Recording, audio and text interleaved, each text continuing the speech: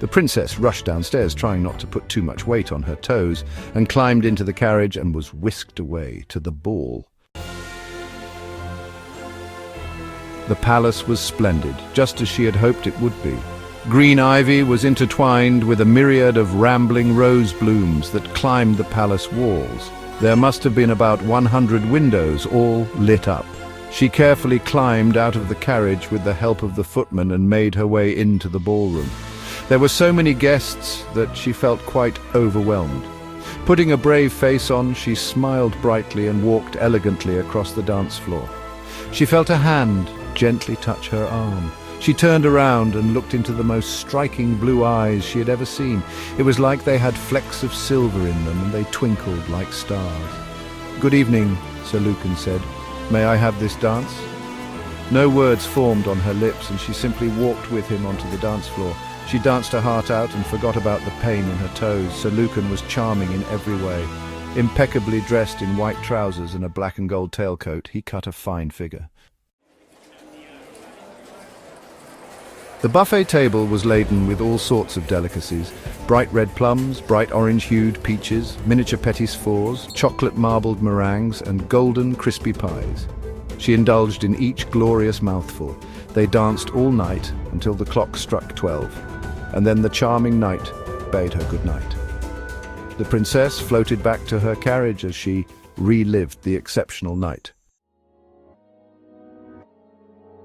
The next morning, she awoke with hundreds of thoughts rushing through her head. "Now what?" she said to herself. "There are two knights who are equally charming and kind. What am I going to do?" Just as these thoughts flitted through her pretty little head, a messenger came to the door. It was another invitation. This time it was for a wedding, the marriage of Sir Kay and Princess Layla, Princess Vio. "Now what? There are two knights who are equally charming and kind. What am I going to do?" The princess's heart seemed to stop. What? How did that happen? She tried to make sense of it, although her head was so muddled with confusion and sadness that she couldn't think straight. Maybe it was another knight from another town. She looked at the invitation again, and there on the envelope was the castle's seal. "It couldn't be," she cried. "How could he do this to me?" Her eyes filled up with tears that rolled down her flustered cheeks and onto her pink nightdress. Her chest heaved as she tried to breathe. Instead, she choked on each inhale. "Princess Vio." "What? How did that happen? It couldn't be. How could he do this to me?" Then there was a knock at her bedroom door. The dancing princess quickly dabbed away her tears, hoping there was no trace of her terrible pain, and opened the door. Tyler arrived at the palace, bringing a sense of comfort and hope to the princess. His presence was like a gentle breeze, soothing her troubled heart and lifting her spirits. "Oh, princess, what could the matter be?" And he reached out to give her a hug. She hugged him back and started sputtering out unidentifiable words. Tyler patted her on the back, trying to calm her down. "Tyler, come, let's sit down." "What has happened, my dear friend?" "He's getting married." "Who is getting married?" "Sir Kay." "Oh, dear princess, did you not know that he has been engaged for the past 3 months?" "No, he asked me out for dinner at his palace and we danced the night away. It was the best night of my life." She cried soulful tears. "Oh dear, my friend, Sir Kay is known for keeping a few women on the side. He's not a faithful man, and you can be very glad you are not going to be his wife. He may seem charming and wonderful, but underneath is a man with no heart and no soul. You, my dear dancing princess, deserve much better than that." Tyler gave her another big hug and told her to dry her eyes and wash her pink-blotched face. She washed her face and then sat with Tyler on the patio, looking out over the enormous garden with roses, tulips, poppies and carnations dressed in all the colors of the rainbow. They sat together, sipping tea, watching the golden yellow sun slip down behind the mountains, leaving a pinkish-purplish glow. "Princess, Tyler, you know there is someone else who I have met that I really like too." "Tyler, really? And who is this lucky man?" "Princess, Sir Lucan, Tyler." "Oh, princess, yes, I went to his beautiful palace, and we had the most scrumptious food and danced all night. Although my feet hurt terribly, it was worth the pain." "My dear princess, Tyler said. "Do you know anything about this man?" "It seems you get swept away at a heartbeat." The princess replied, "It's just that I get so lonely in this big castle. And although I should be happy to live here, sometimes these high walls around me smother me." Tyler's heart softened for her.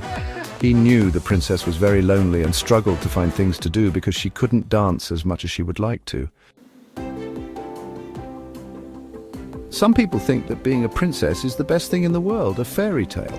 The truth is, I only get invited out occasionally, and when I do, I don't always get asked to dance. I don't want to be alone forever. My dear princess, you may be alone some of the time, but your friends and family do love you and care very deeply for you. You must remember that I am with you now, and you should value this moment. Stay in the present and don't worry about the future or even tomorrow. Take each day one day at a time and enjoy the special moments you have. He put his hand on hers. Suddenly she realized something. Tyler had been there for her through thick and thin, in her bad days and her good days, and knew her so well. "Oh my word, Tyler, how could I not see it? You care so deeply and love me unconditionally. How could I not see someone so special right in front of me?" "Tyler, because you are too busy looking into the future." "Princess, you are right, Tyler. I focus so much on the future and forget that I have today, and that I have a wonderful friend like you." Her heart skipped a beat and she looked into his eyes and realized she cared for him deeply. "Shall we? Only if, maybe we should court?" With a shy smile, he reached for her hand. The princess grasped it and held it to her chest. It was warm and soft, and tiny sparks seemed to fly between them. "Tyler, my dear princess, it would be an honor to court you. I just think you need more time to become comfortable with your own company." "I know," she said, and her eyes watered a bit. "However hard it is, I must try. I just don't know where or how to start healing," she said, twirling her fingers around and around a ribbon from her dress. "Tyler, it's always good to start from the very beginning. Why not write about it? You've always been good with words, and it will allow you to still be creative." So the dancing princess took feather, pen to paper and began her journey to healing through writing. As the quill touched the parchment, her hand took on a will of its own and her words flowed, as did her tears, which sometimes blotted the pages. She reminisced about all the good times that were interspersed with difficult times, and painful truths about herself and others. Spent time and spilled ink healed her soul as she began a new chapter of her life by writing about her past. Her words floated effortlessly onto the pages, just as she used to float across the dance floor. This time, though, she was her own spotlight and no longer needed others to make her shine brighter. She lived happily ever after. Not the end.